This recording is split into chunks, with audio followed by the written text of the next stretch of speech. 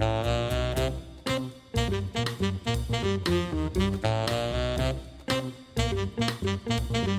are Hi, you? I'm good. Thank you for your time. How are you? I'm very good. My name is Jay. Nice Nice to to meet meet Nice to meet you. Thanks for doing this. Before I start, I just want to make sure I get the proper pronunciation of your name. Could you pronounce it? Giorgi Mikadze with a hard G. Giorgi Mikadze. Thank you for that. Great. Well, Georgi, it's nice to meet you, man, and I've really enjoyed your new album. I've been listening to it. Thank It's you. I appreciate it. really great. So, in fact, could we start there? Can you maybe discuss for me the making of the new album and the concept surrounding it? Absolutely. Oh, I did this. It's pretty easy for me to talk about this because I did few times already. And I'll try to make it uh to say few the important points. So the Georgian songbook. The idea began. I was still a student actually at Manhattan School of Music when I was doing my master's. Living in New York City, when you live in New York, you go in clubs, you hear always these jazz standards, American jazz standards.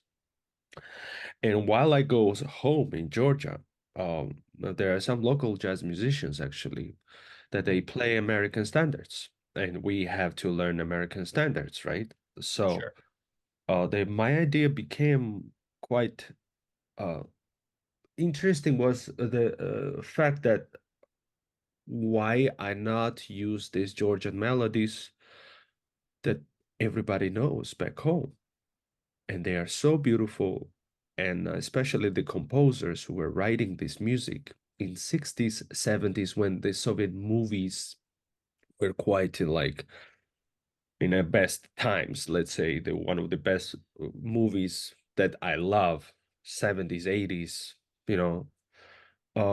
These Georgian composers writing music were writing music. They were classical composers, right? But they were Sure. influenced by jazz music. Jazz music was quite a taboo in Soviet Union, but kind of opened uh, at the same time. Um, and there was this I've said few times uh Willis Conovery, American Voice of America Mhm. show that Georgians could crack a radio channel somehow and listen to American jazz music, or someone who could go out of Soviet area because Georgia was part of Soviet Union, like many countries Mhm. around. They could listen this music, listen to Glenn Miller's music, or listening to Duke Ellington, early jazz, or Oscar Peterson. Like slowly, these like vinyls were smuggling in the country of Georgia, so they could listen and they could get influenced by it. And they were writing these beautiful melodies for these movies, and nobody did anything with those music. So I decided to collect some of one of my favorite melodies along with my original, put it together. I kind of made this small performance when I became a Yamaha artist at Yamaha Salon in New York City. But I never had a chance to record it. And eventually I recorded this as my second studio album. And uh, pretty much I made two things that made the arrangements for musicians that they can just read through and play along. And I try to like make it popular, this music outside of Georgia. It could be US, it could be France. And this album was actually recorded in Paris, and somehow I got the deal from the label Pee-wee. And we released it there, and we had a wonderful performances. Would you like you to ask me like more questions so I go specifically? Oh, you're doing fine. Sure. I mean, I do have a nice list of questions for you, but you're hitting some good points. So, yeah, please. Yeah. So, also, talking about the music of my album, Mhm. uh, these arrangements of the popular melodies are towards more like jazz oriented, and I call it seventh language family, seventh Right. chord language family. I mean, seventh chord language. Yeah. I understand. But when we touch the Georgian folk music, which is very different, um, and I started writing music when I was a kid, but because of the complexity of Georgian harmony and polyphony, as it's considered, it's one of the most advanced polyphonic folk music in the world. Georgian chants, it has a microtonal direction also. It's not tempered. And uh, when I came actually in US, when I became a student at Berklee, uh, this is when I started digging more in my roots. When I met Sure. students from many countries, like it could be from Indonesia, could be from Turkey, could be from China, could be from Africa, uh, from around the globe, everyone. And after I ask myself, what is actually my culture? The culture that invented wine, as we say that we are cradle of wine. Viticulture began from us, and also the this amazing polyphonic music. So uh, I did quite a lot of researches and listening the old recordings of Georgian songs, and it really influenced me. And this is where I found my own voice, because you have to get first of all information, and your brain does uh, kind of a digest it, and after it comes out something yours. Sure. Uh, and the- I wrote this composition after the tale, which is included in this album.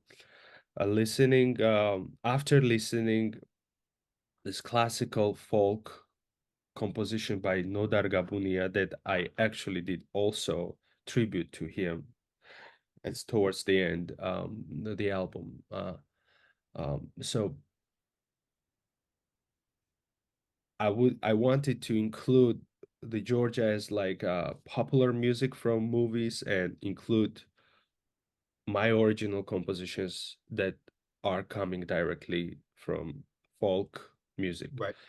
Um, it is different system than seventh chords, as I call it, with tensions. Sure.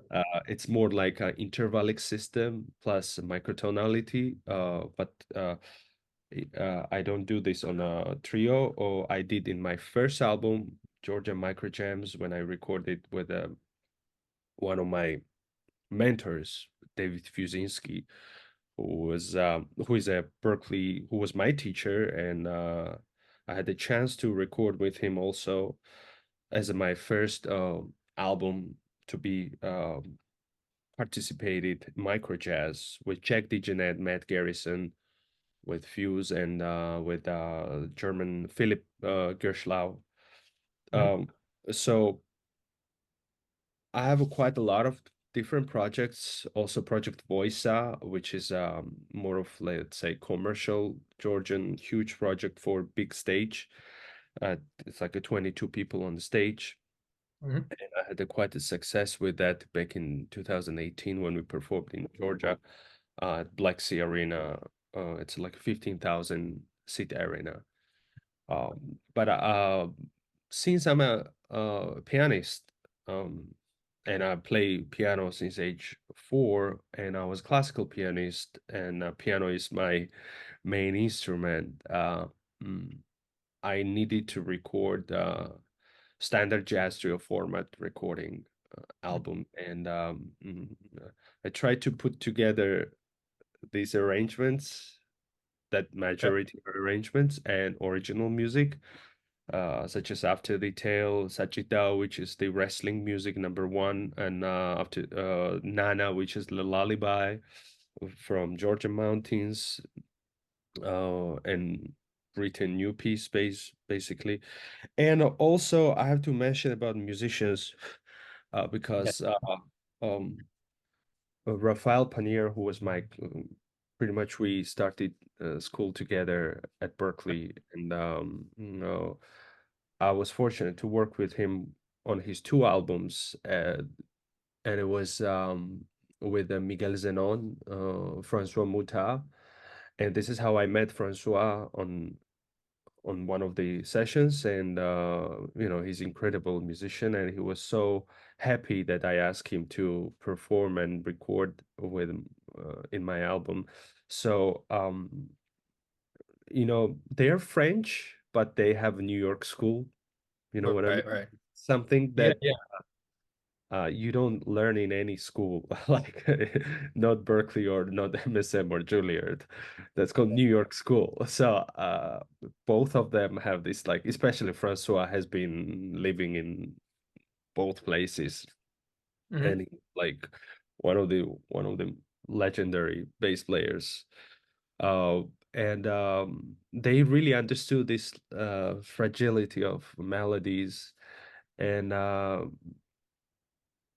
I have to say, our communication with music was incredible in the studio. And right after the studio, we had a concert in Baku or Summer Jazz Festival, and it was like madness, crazy. So, um, once the album came, I had an opportunity to have 4 sold-out shows in Paris, and French media still talks about it. I'm so happy about it. Then pretty much a lot of jazz piano players' career actually began from Paris. They make they get experience in America, but somehow they begin career in Paris, and that's pretty much what happened with me.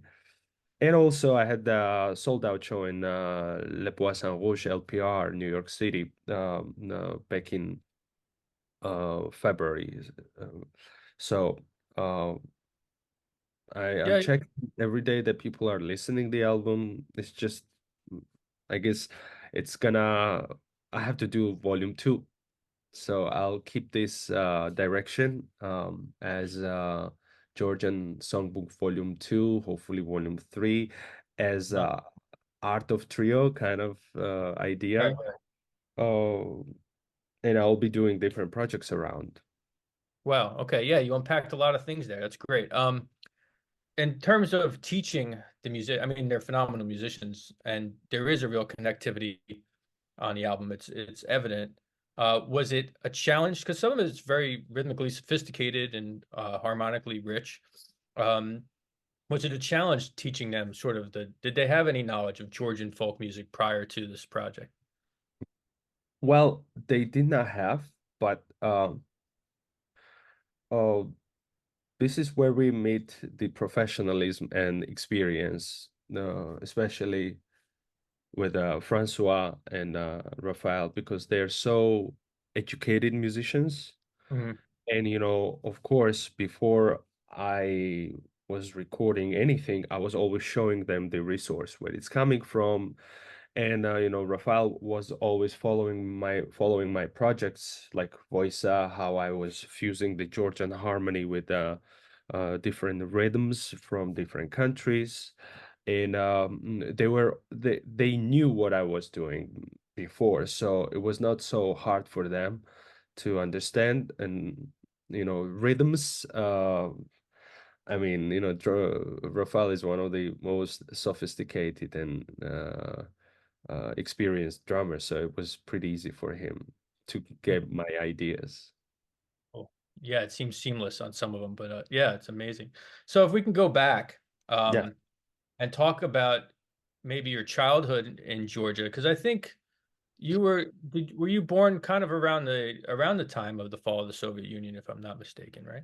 Well, pretty much when the April 9th, it's one of the devastating day when the Soviet army walked over people, and a lot of people died in massacre, we call it. That's a day that we consider that Soviet Union started collapsing because Georgia was one of the first countries to go against the Soviet Union because we love freedom. We are real Caucasians. I mean, Caucasus Mountains, that's where we come from. So um, we love freedom and we have this strong identity being a Georgian. So I was born right in those hard times. Then also Civil War happened. It was really hard times. Pretty much what's happening now in Ukraine that happened in 90s in Georgia that the world doesn't know that those small details because CNN was not really showing everything from that point. But uh, I was growing up in a family. My mother is a musician. She's a singer. My sister also, she's a musicologist and she's been part of my life because, we grow up together and we went to both of us in the special music school. It's called for Music School for Gifted Children. It's a very special music school for classical musicians, and we have one of the best classical piano school. Um, I would say that it was influenced because of Soviet Union, Russian piano school, but I call it Georgian piano school because we have so many distinguished classical pianists. And I was the kid pretty much that when my mom was making sure that I was practicing Bach or Beethoven or Mozart, as soon as she was going to, you know, in the kitchen and, cooking at the same time and checking out what I'm practicing, I was always improvising over classical music and she was screaming, "Don't change what's in the score." Right. So I had this crazy tendency to always improvise. But I didn't know jazz music until I met my composition teacher who showed me recordings of Oscar Peterson. And I Mm, was like, "Oh, this sounds like completely different that I listen every day because I was in a more classical music environment." And after she showed me Ahmad Jamal, and I was like, this, like his space and God, like how he's cruising with a rhythm, and two different schools. And slowly I was getting into jazz and uh, I graduated in music school and after I got in the conservatory, that's where I got my first bachelor's in classical performance. And I had a wonderful teacher whose ancestry goes all the way to Beethoven. I'm talking like a teacher's ancestry. all right. And at the same time practicing Beethoven's last sonata and listening Brett Meldau's records. That Mm, was quite an interesting moments. And it was early Robert Glaspers also that I was listening. So, there was a time I was writing music back home. I was playing everything pretty much because, I was kind of um what's the word? Prodigy kid, but my mom, she made sure to go directly get the education. She said, "I don't care. You have to get the education, the most important." And I'm very thankful that I did this way. So, and after, when I was graduating already conservatory, I had to make a choice, like either I was gonna go classical way or going the way I wanted. So I applied at Berkeley. I got my full scholarship, full ride, and I moved in 2010 here. This is when all started, pretty much. sure. So was it going to Berkeley your first time coming to America, or had you been before? Well, first time it was actually classical music festival in Round Top, Texas. That uh, It was a classical music festival, but I found this bass player and drummer, and I made a jazz trio there. But I mean, Before Berkeley it was really interesting. I was when I got in Berkeley and the Georgian government, they were so happy, and people, locals, they put me in the Black Sea Jazz Festival that I was opening for Roy Hargrove. This is where I met actually John Batiste, and since then, he was a student in Juilliard, and I was going into Berkeley. I was so excited, and that's that was my first big jazz festival that kind of got baptized in the jazz world. And it all started after I I'm becoming very soon a citizen. 14 years in United States. It's just I'm so thankful that for example, Manhattan School of Music, I had the presidential scholarship, and me and Adam O'Farrell, the trumpet player, we were roommates.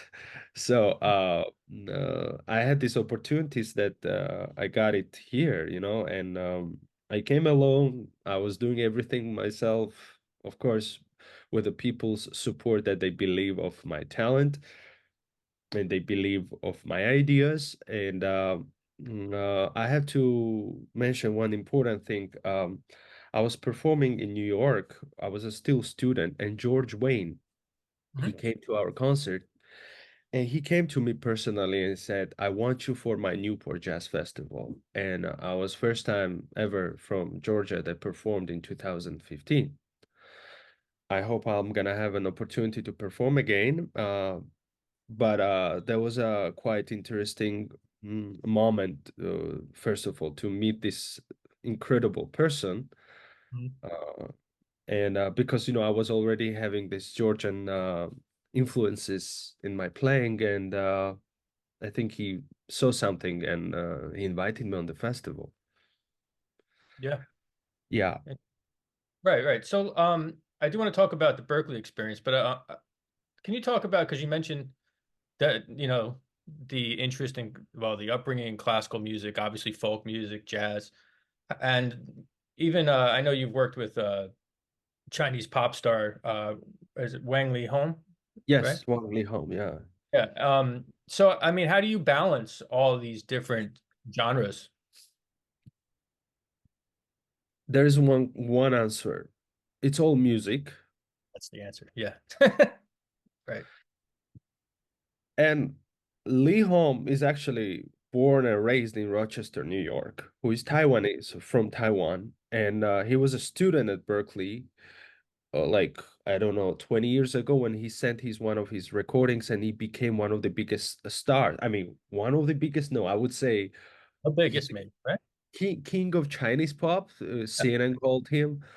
And I got this actually offer through Roger Brown, the Berkeley's former president, that he introduced me. I didn't know Lee Holm. And, I was really into musical directing. For example, when I was a student, I asked Berkeley to do Quincy Jones tribute show with the hope that I would meet Quincy and he would come in Berkeley. And we had two guests, Saida Garrett and Patty Austin. And actually, I was a musical director of that performance, a student musical director. It was my job to collect these specific students, like a rhythm section, string section, big band, because it was like a concert band. And I was really into at Berkeley, into musical directing. Mhm. Uh, Apparently, I was doing pretty good. When I was graduating, I was a musical director of Jerry Allen's music, because she was receiving her honorary doctorate at Berkeley. And also, we did with the Fusinski, we did the Kashmir arrangement for Jimmy Page, because he was also a recipient of honorary doctorate. And for me, styles doesn't matter. It needs to be emotional. It needs to be. I don't consider. I never put myself in boxes. Like uh, there has to be certain mission, and I do have this mission that slowly it was formed. Uh, when Rafael asked me when we were students, the drummer for my album, Rafael Panier, what's your goal? And I said something, what students say mostly, like, I want to become something, something, something. And we were students at Manhattan School of Music, and we were sitting in front of Columbia University stairs, and he said, what's your dream goal? Like I said, man, I don't know. I'm coming from such a small country, and we have this amazing music that not many people know about it, this culture. So I would like to serve the idea to make Georgian music and culture more popular if I can do projects. And since then, I mean, Georgian Overtones in Berlin, VOISA, which I'm very proud of, the project that I made with the Ensemble Bassiani Georgian Choir, one of the best choirs that we have. And Georgian Microjamz, which is like microtonality, not Georgian non-tempered system, and written new music in this system. And now this Georgian songbook. Right. Oh. Excellent. Uh, yes. No, no, it's good.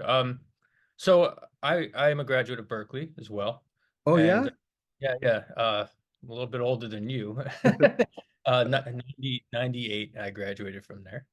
And I was wondering if you could discuss your experiences coming to Berkeley, because I do remember for myself, one of the things that really struck me, besides the incredible musicianship there, Yeah, is you just were with a great wave of talents because 98, 99, so many amazing people were studying by that time.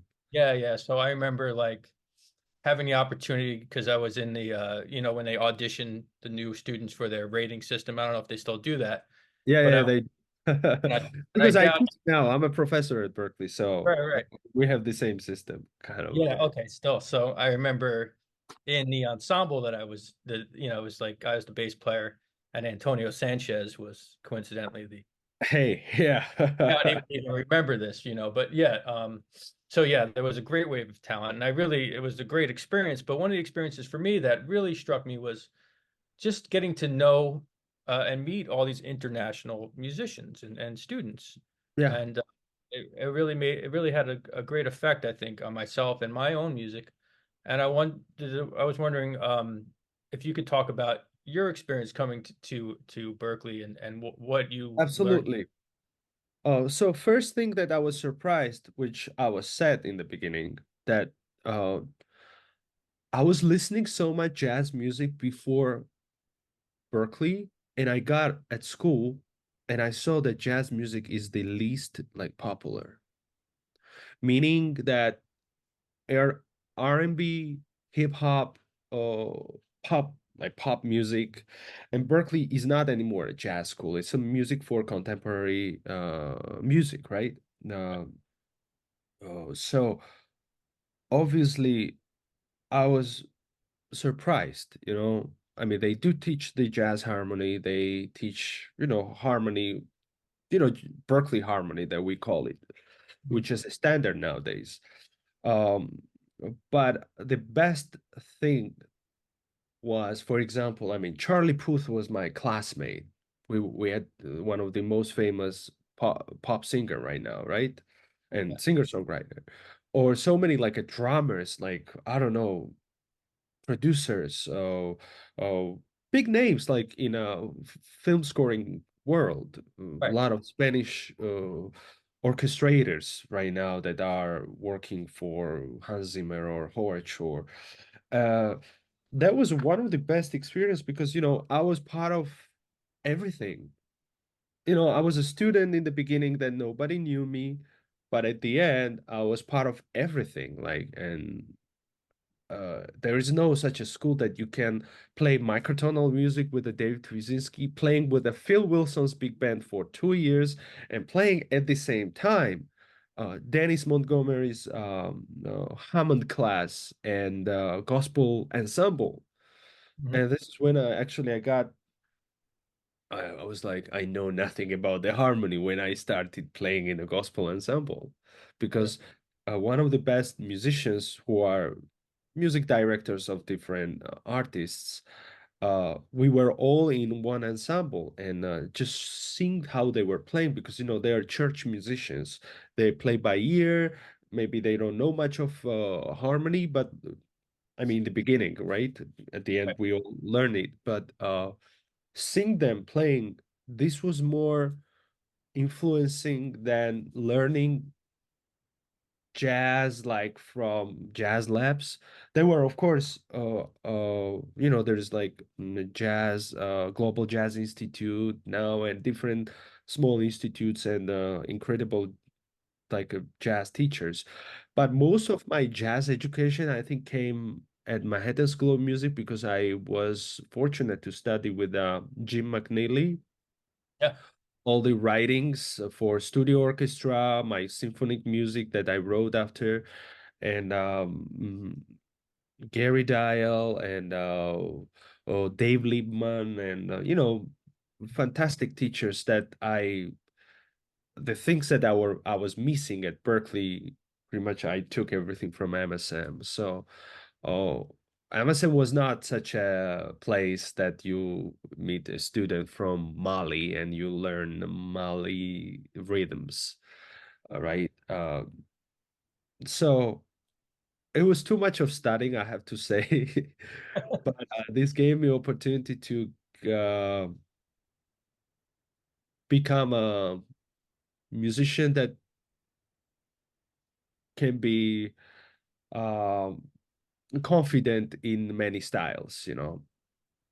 Yeah, that's But very yeah. I'm sorry, I don't mean to cut you off. But it's very interesting because my experience was the complete opposite. So I think at the time I was there, it was very much started as a jazz school. yeah, And I came more from the rock and pop world. uh-huh. Uh, and I through the years that I was there, my wife graduated in 2000. There was I saw Oh, the sh Berkeley too? Yeah, yeah. And the Oh, wow. shift, it was definitely a shift where, I mean, even when I was there, gosh, it was the female population was maybe like 4%, 5%. There was no, No, and it's getting big now. yeah. Well, Lots of singers now. Yeah. I know I was like the envy of everyone because I had a girlfriend. But but there was a real shift, and for me, I went there really with the intent to learn jazz, and it was there for me, and I didn't it wasn't as knowledgeable as I wish I was coming in. But Wow. yeah, so it's interesting to hear you describe it, a little bit later on, and when Manhattan School at the time was very much classically based, you know. Pretty much. I mean, Manhattan School of Music is like a NEC, I would say, or Juilliard. Even Juilliard, I think, has more strict direction with a jazz approach. And MSM was, I didn't even apply for Juilliard, so I went to directly MSM because when I learned about Jim was teaching there because Jim is like so influential for many, many musicians, especially one of the best arrangers. Oh my God, like his arranging skills are incredible. Um, and so musical and you know what I'm talking about. So it was definitely great mixture to study at Berkeley and study at Emerson. Mhm. And Miguel Zenon did the same kind of. Went to Berkeley and he went to after MSM. Right, right. Yeah, I had the pleasure of one time working with Jim McNeely at a local gig, It's just at like a women's club, and it was great. Nice, Yeah, yeah, nice. it was very nice man, very nice guy. Excellent. So talk to me now, if you could, about your transition to now you're a teacher at Berkeley. Um, Talk about how that came about, if you could. Well, after COVID, I mean, during the COVID, I was spending much of time in Georgia, because everything was quite. We all know what I'm talking about. So, I was coming back, and I stopped by in Boston actually, and they offered me to become a professor, associate professor. I was like, okay. sounds good for now. So actually, it gives me a lot of. I go back to my knowledge. They ask you lots of questions, and it's some students come with a classical background. Some students come like I have some amazing jazz piano player students that Mhm. like they got mostly they come from Europe who have this like a classical experience and also jazz influence.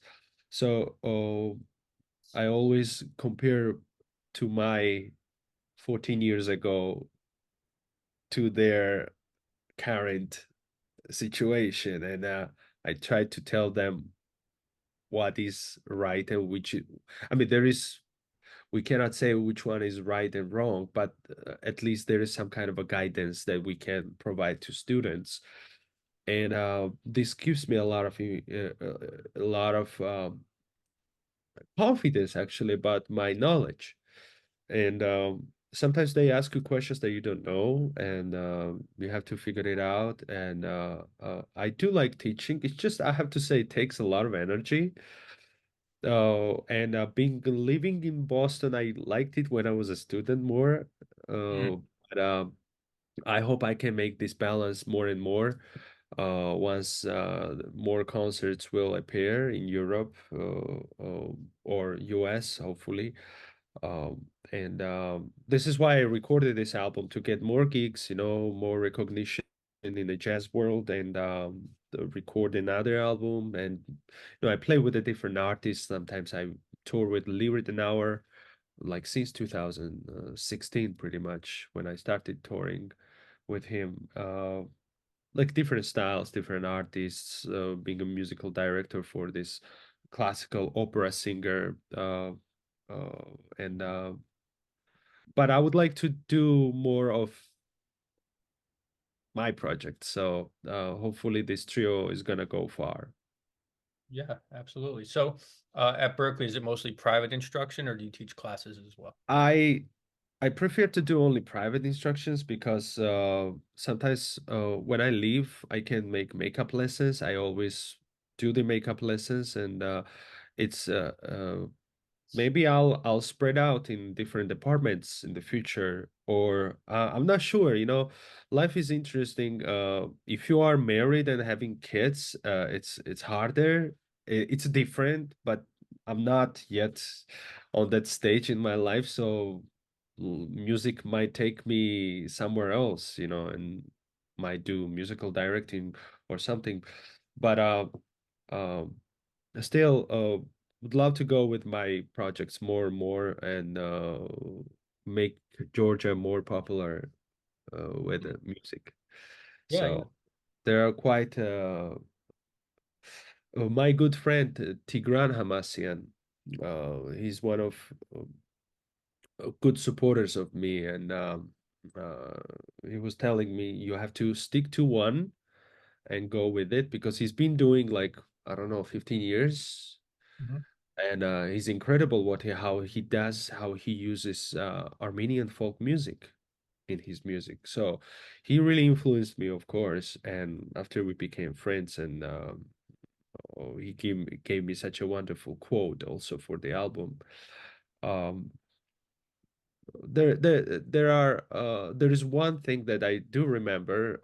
Joe Zawinul's one of the last interviews that he gave. He said so much is coming in the future from Eastern European countries.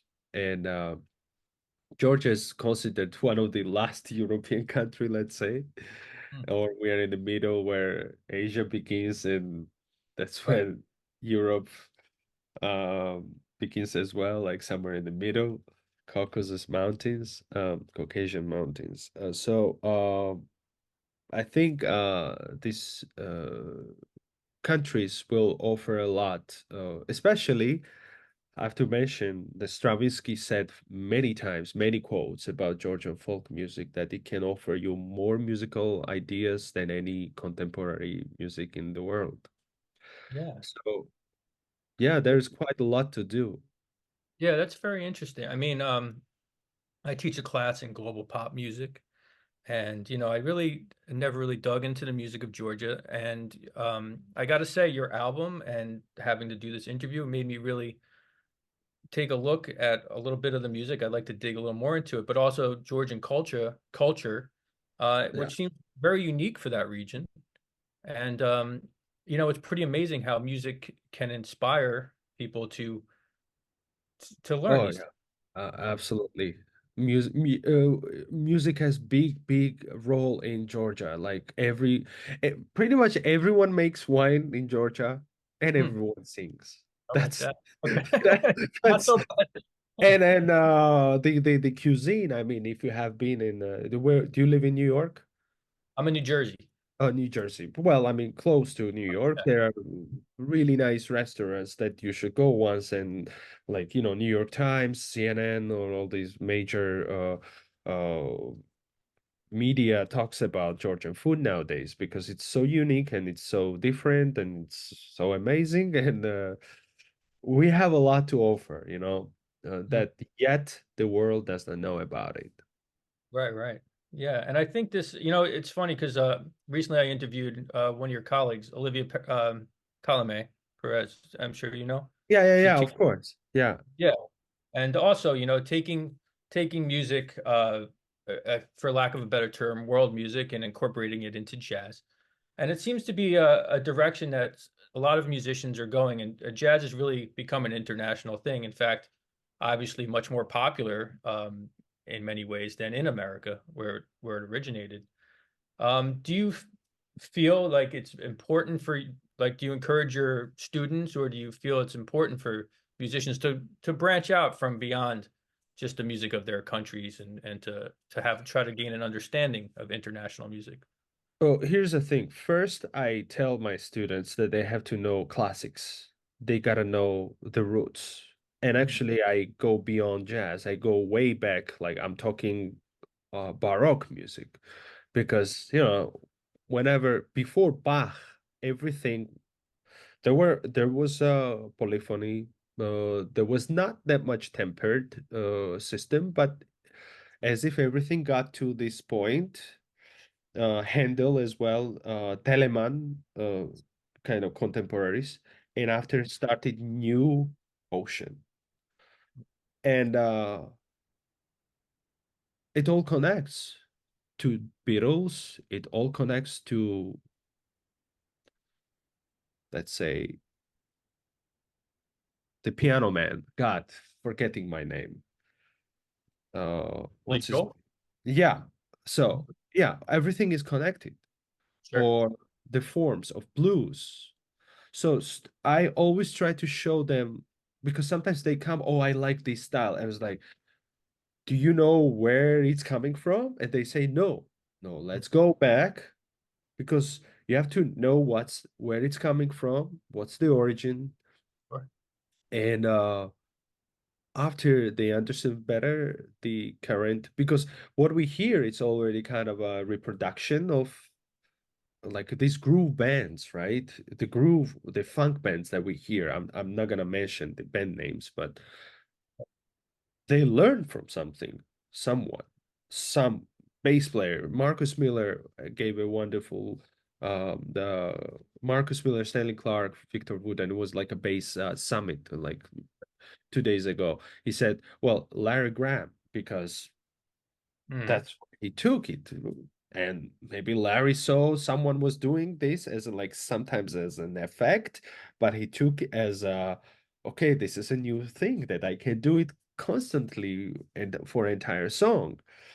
Right? So there are roots that I have to always explain to students.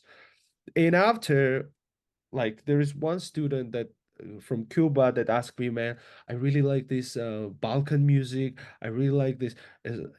Did you check out your Cuban? Yeah, I know it. Wait, how well do you know your roots? Yeah. How well do you know it? Right. I was like, man, you gotta dig in more. Right.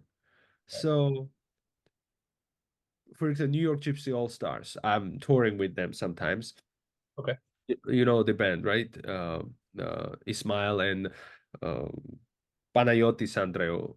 He was Sure. in my album also, Microjamz album. Uh, Students are asking me, can we learn his tunes? Like, sure, but know yours first and learn others too, of course.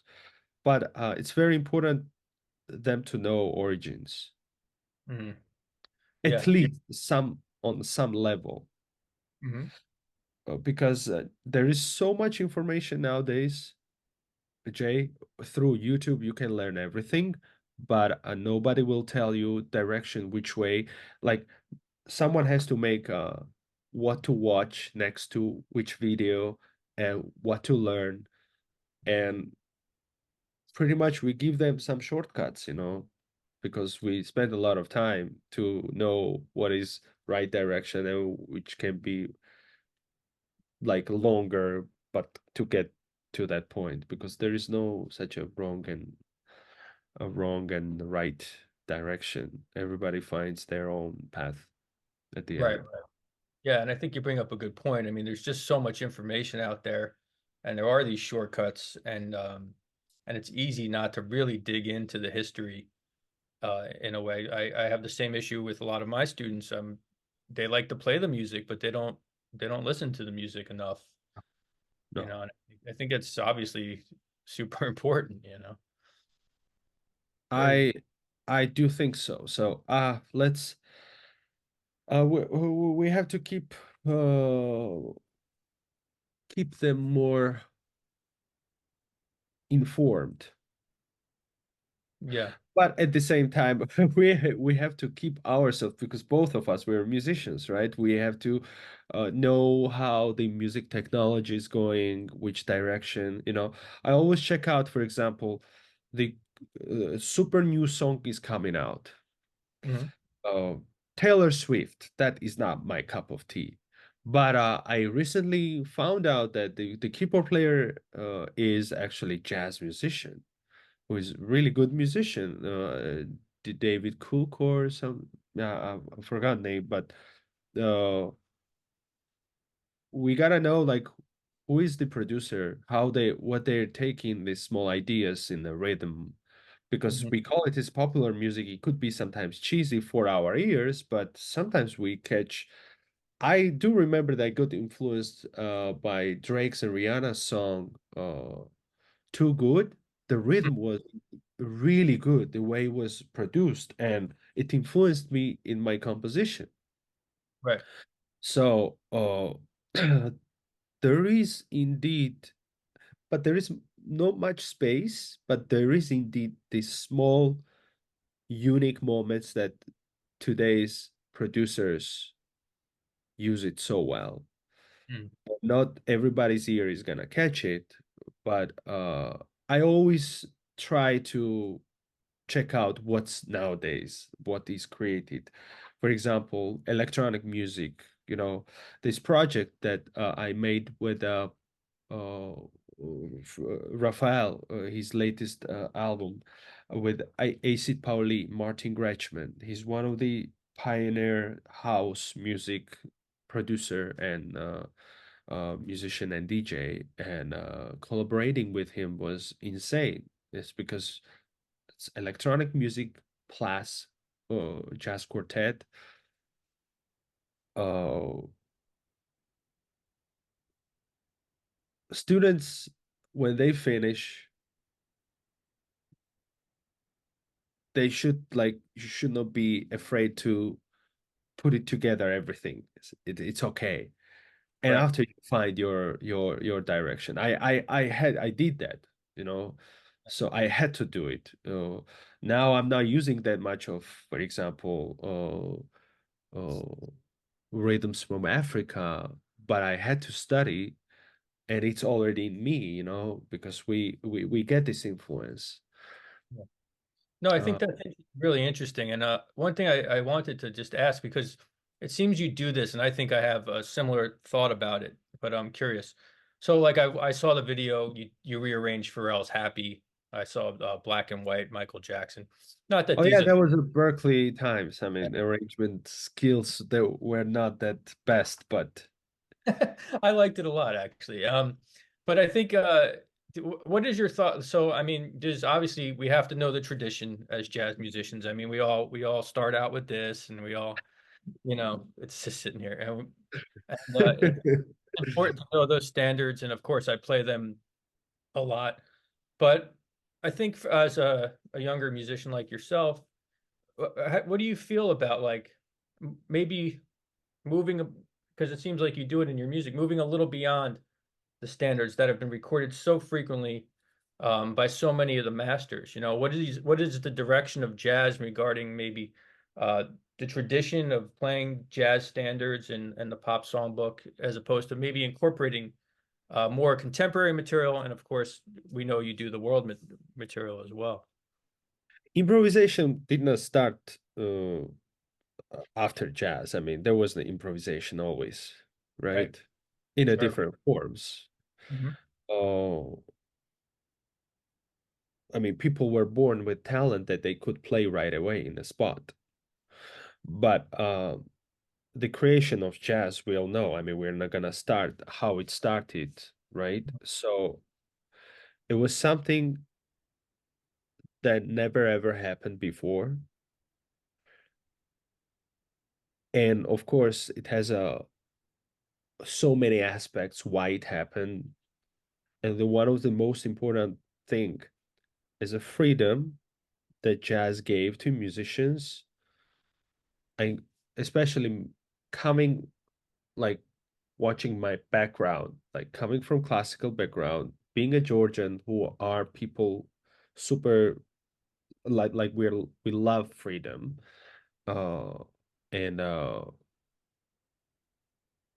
jazz music which gives you this independence with some rules, of course, unwritten rules, I would say.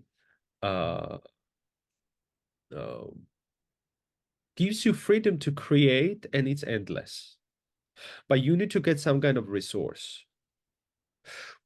We need to know the basics, classics, the modern era, bebop, all the language. I mean, the jazz language we say. But after you have to ask yourself, uh, what is my freedom in music? And if we're gonna look at any musician that we know, like for example, Michael Brecker, let's take him as one of the great example. He Sure. had his freedom in music, and that was Michael Brecker. Leaks that we hear sometimes. Oh, that's Brecker, or that's nowadays I can say like Miguel Zenón has his own leaks because he has his own freedom. Plus, coming from uh Latin America and representing the culture completely different way than others have done, right? With the sophistication and with the knowledge, such a genius guy, right? So every musician can have their freedom, and they just gotta find this freedom what it is inside, because you need to have enough confidence to say your statement. uh, right now maybe my album is not the most famous album, and but it's on the direction to get there because it's a hard way to get there, right? But through this uh, interviews and talking about this, I hope slowly we'll get to the point that people will understand what I'm offering and what's my freedom in jazz.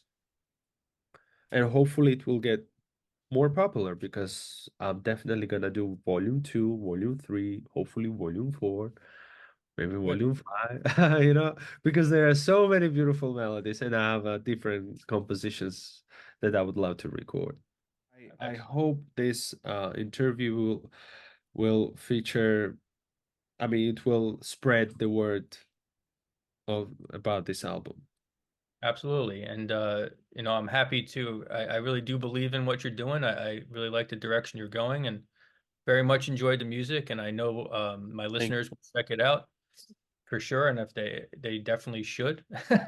Um, and we're gonna keep an eye on your career and see what direction you go. Thank you so much, Jay. Yeah, there's a lot to be done. So hopefully I'll I'll keep my direction this way. So Very good. All right, it's a pleasure talking to you. thank you for your time, and you're a musician as well. So I'm gonna wish you so much success in music, in family, all the best. Yeah, Thank you, pleasure. man. Have a wonderful day, and thank you for this interview. I Man, appreciate it. nice Okay, meeting you. have a wonderful day.